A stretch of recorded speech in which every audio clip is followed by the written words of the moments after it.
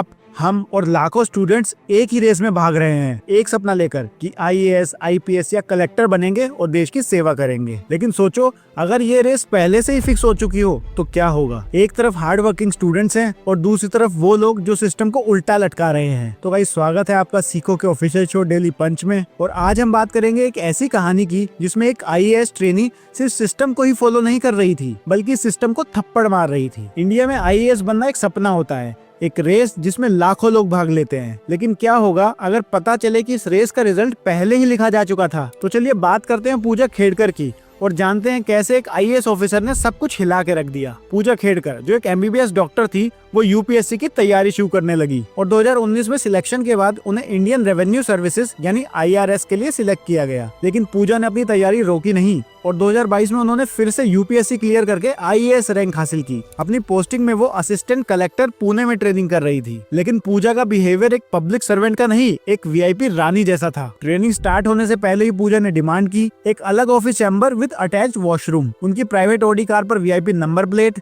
और महाराष्ट्र गवर्नमेंट का board, police की सिक्योरिटी और भी बहुत कुछ। और जब उन्हें ऑफिशियल चेम्बर्स नहीं मिले, उन्होंने बिना परमिशन के एडिशनल कलेक्टर का चेम्बर ले लिया और उसके बाहर अपने नाम का बोर्ड लगा दिया। फिर क्या, पूजा की डिटेल्स जब निकलने लगी तो पता चला कि पूजा ने यूपीएससी के लिए ओबीसी नॉन क्रीमीलेयर यानी जिनकी सालाना पारिवारिक इनकम 8 लाख से कम हो और घर में कोई ए या बी कैटेगरी का गवर्नमेंट जॉब वाला ना हो, और PWBD persons with benchmark disabilities यानी वो डिसेबल भी हैं, जैसे 2 रिजर्वेशन कैटेगरीज का यूज किया हुआ था। उन्होंने क्लेम किया कि उन्हें आंखों की दिक्कत और साथ ही मेंटल इलनेस भी है, क्लोस्ट्रोफोबिया। एम्स ने वेरिफिकेशन के लिए मेडिकल एग्जामिनेशन बुलाया, लेकिन पूजा बार बार एमआरआई स्कैन के लिए मना करती रही। अब सवाल ये है, अगर बीमारी नकली थी तो रिजर्वेशन कैसे मिला, और अगर सच थी तो मेडिकल एग्जाम से भाग क्यों रही थी। फिर एक और खुलासा हुआ। एक आरटीआई रिपोर्ट के मुताबिक पूजा के पास 17 करोड़ की प्रॉपर्टीज है।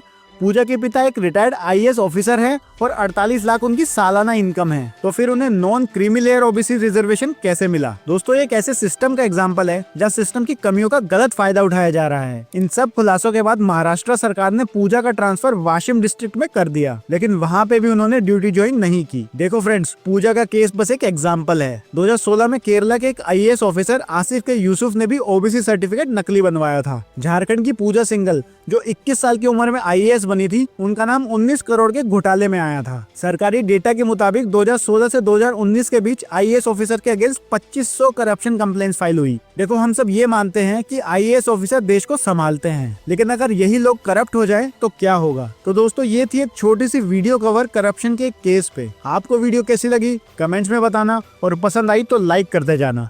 Thank you.